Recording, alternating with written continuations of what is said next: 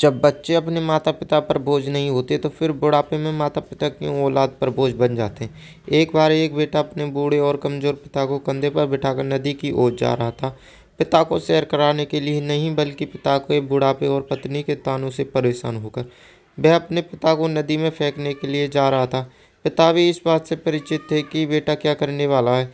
जब नदी का किनारा आया तो उसने अपने पिता को अपने कंधे से नीचे उतार दिया।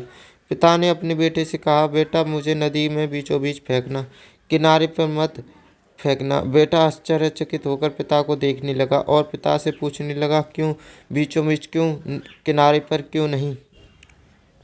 पिता ने जो कहा वह सुनकर बेटे का सर चकरा गया।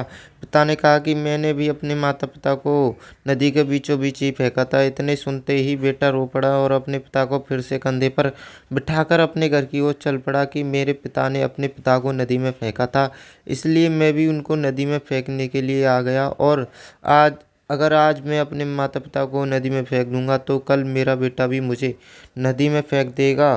कहानी काल्पनिक जरूर है, लेकिन सच्चाप्रद है कि हम जैसा बीज बोएंगे वैसा ही फल काटेंगे।